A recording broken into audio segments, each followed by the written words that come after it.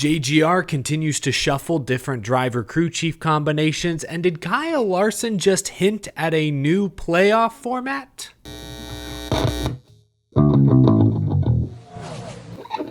How's it going, y'all? My name is Eric. Welcome to Out of the Groove. Lots to get to today. Thank you for tuning in. Real quick, want to give a shout out to my friends at CircleBDiecast.com. If you missed out on any of their Black Friday or Cyber Monday deals, rest assured you can still get discounted shipping using code OOTG. As you can see behind me, obviously I love collecting diecast. Circle B has the best deals. Check out CircleBDiecast.com. Use code OOTG for discounted shipping. Appreciate Circle B Diecast supporting the show. Let's start with Toyota, Tricon Garage specifically. Yesterday they announced Gio Ruggiero will drive the number 17 truck full-time in the Craftsman Truck Series next season. Tricon Garage is full of full-time drivers next year. Obviously, Corey Heim, Tanner Gray, recently announced Tony Breidinger, and now Gio Ruggiero. I don't know if Gio is 18 years old or 20 years old. Different sources had different ages listed. The Tricon press release says he's 18 years old, so we'll go with that. He's young. He's very young. Last season, he made 10 ARCA Menard Series starts with Venturini. Did not win, but scored 7 top 5s. He did win 1 ARCA East race early in the year at Five Flags Speedway.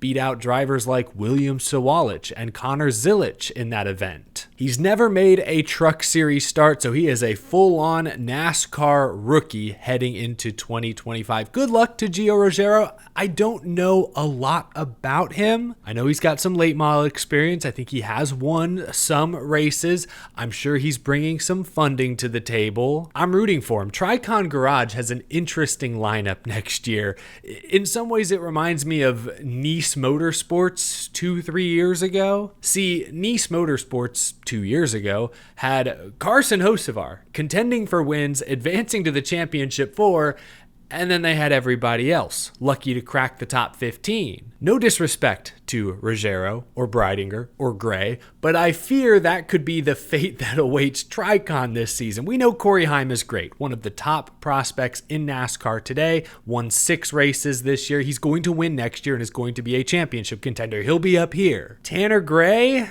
Tony Breidinger, I mean, she's replacing Dean Thompson. At least she's more marketable than Dean Thompson. And now Gio Ruggiero, I just don't know what really to expect from this bunch. 2 of these drivers, Breidinger and Ruggiero, are full-on Truck Series rookies. So I think expectations should be fairly simple.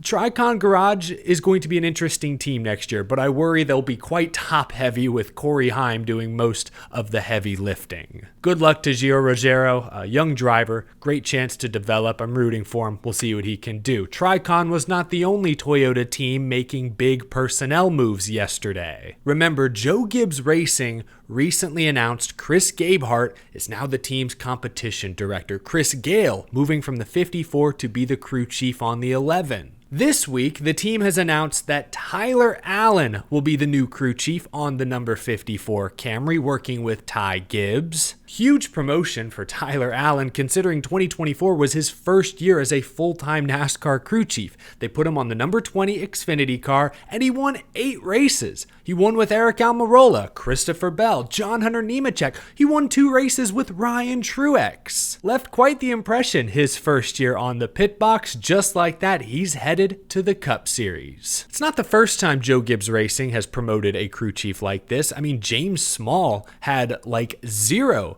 NASCAR crew chiefing experience when he took over for Cole Pearn. He'd studied under Cole Pearn, worked with Martin Truex Jr. for a while, but he'd never been the guy. Suddenly he was the guy. And to be fair to James Small, his first couple of years with Martin Truex Jr., they had great success. Remember, almost won the championship in year 2, 2021. So it worked out then with James Small. Will it work out now with Tyler Allen? Maybe it will. Just as James Small studied under Cole Pearn, Tyler Allen has studied under Adam Stevens for years. In fact, he was part of Kyle Busch's 2019 championship team. So not a very experienced crew chief chief, but he's been around, one of the best in the business for years. He's very familiar with Joe Gibbs Racing. He's been competing at the Cup Series level for quite some time.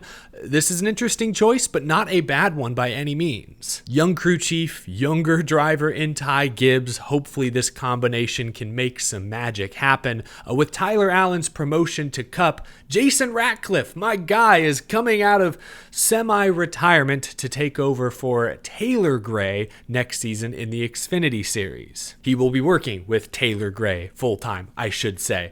Love Jason Ratcliffe. Gave Matt Kenseth a few great years towards the end of his career. And I saw something in the Joe Gibbs press release. Is it true that Jason Ratcliffe is the winningest Xfinity Series crew chief of all time? Because if so, that does not get enough press. 57 Xfinity Series wins. My goodness.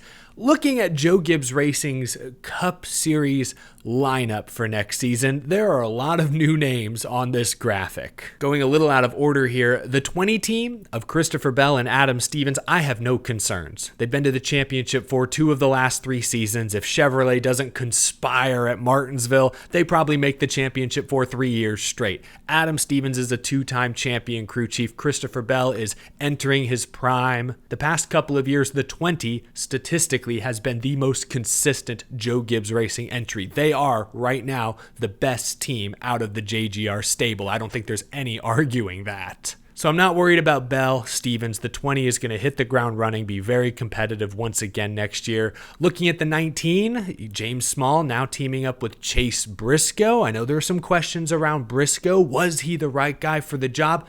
Is James Small the right guy for the job? I mentioned earlier, James Small had early success with Martin Truex Jr., but he went winless with Truex 2 of the last 3 seasons. And we've seen recently James Small isn't afraid to take a shot at Truex, question his work ethic, his dedication late in his career. We'll find out perhaps early in 2025 whether Truex being in a retirement year was the problem, or if it was Truex's raw talent that carried James Small those first few years. We may find that out fairly soon. So there are a lot of questions on the 19. I'm a little questioning the driver, a little questioning the crew chief. They could be great. They could crash and burn. I think it's high risk, high reward there. Now we have Ty Gibbs teaming up with Tyler Allen. That's going to get confusing.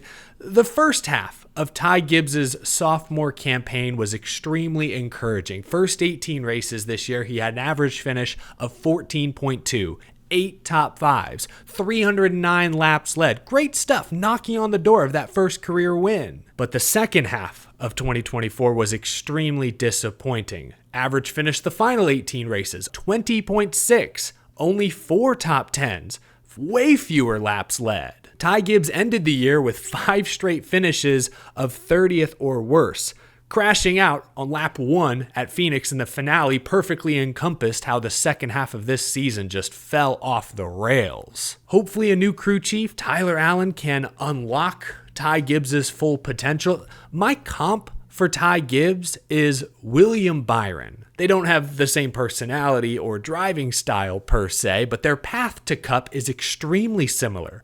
Both rocketed up the lower ranks. Both won Xfinity Series championships. Both were in the Cup Series full-time by age 20. Both were driving for very good teams. And if you compare their second-year statistics, Byron and Gibbs had very similar sophomore campaigns, in my opinion. Going back to 2020, William Byron in year 3 was able to get that first win.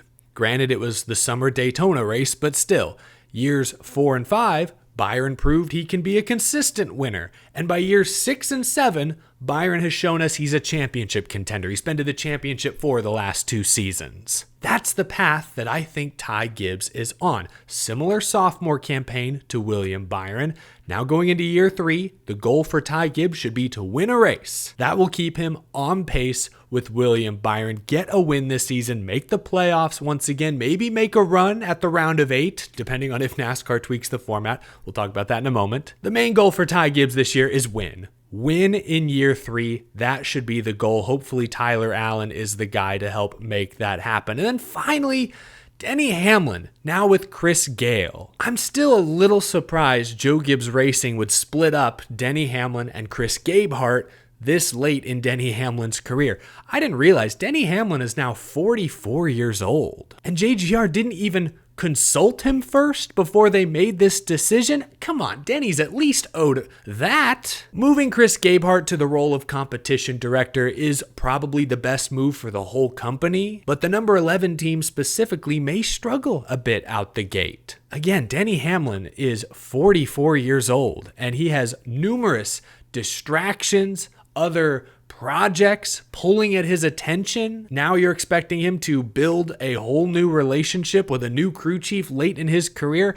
We'll see. Maybe this change will light a spark, or maybe it will push Denny Hamlin closer to retirement. Here's what Denny Hamlin had to say about working with Chris Gale when speaking to reporters at the NASCAR Awards a couple weeks ago. Hamlin said, quote, "Someone of my age, I think the simple answer would say, well, you're just an old dog. You're not going to learn new tricks. You're not going to want to listen to anyone to tell you to do it different.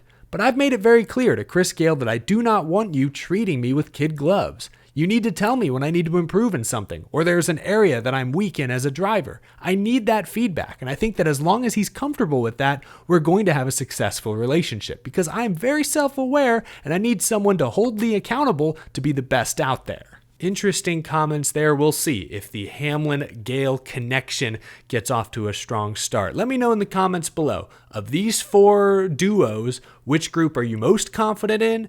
How confident are you in some of the new faces like Chase Briscoe, like Tyler Allen, Chris Gale teaming up with Denny? Let me know. How are you feeling about Joe Gibbs Racing heading into a very different 2025? Now, real quick, let's talk playoffs. Adam Stern, Sports Business Journal, reported a few weeks back that NASCAR is seriously considering changing the playoff format ahead of 2025, though he reports that any major changes likely wouldn't come until 2026 at the earliest, which makes sense when you consider the 2025 schedule has been public for months. Racer.com, Speed Sport and Company are hosting a series of live streams and interviews this week. They're calling it Race Industry Week 2024, and as you can see, Kyle Larson is one of the participants, was one of the speakers. They interviewed Kyle Larson yesterday. He mostly talked about his high limit sprint car series, dirt stuff, but of course he was asked about his 2024 NASCAR season and how he's going to approach 2025. And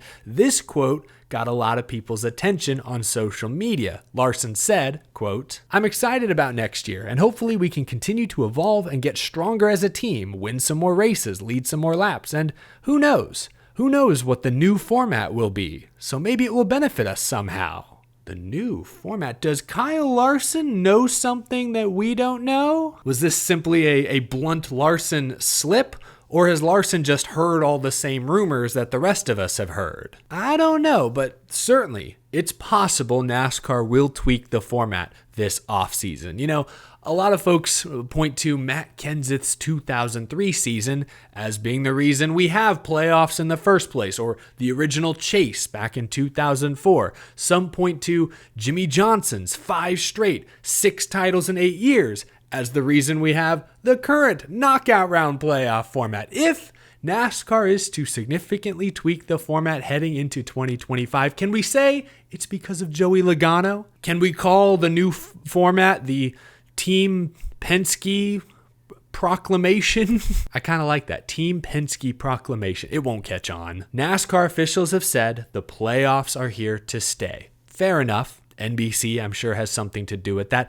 Playoffs have existed in NASCAR now for 21 years. I get it. That's fine. But NASCAR has said they're open to making tweaks. I think the number one change that I and many other race fans would like to see is the removal of a one-race winner-take-all finale. A few weeks ago, and I'll link it up here, I proposed a format that would keep the current 10-race playoff structure, but instead of a one-race finale, it would be a 3-race round, giving us hopefully a larger sample size so that whoever ends up winning the title is more palatable. That's the thing about 2024. A lot of fans, of course, would argue Joey Logano even making the championship for was illegitimate, but say he had held on to his points lead for 2 additional races after Phoenix. I think more fans would have come around to the idea of Logano legitimately earning that championship. Instead, it was 1 race at a track Team Penske has figured out in recent years. It's not a large enough sample size considering the number of variables that exist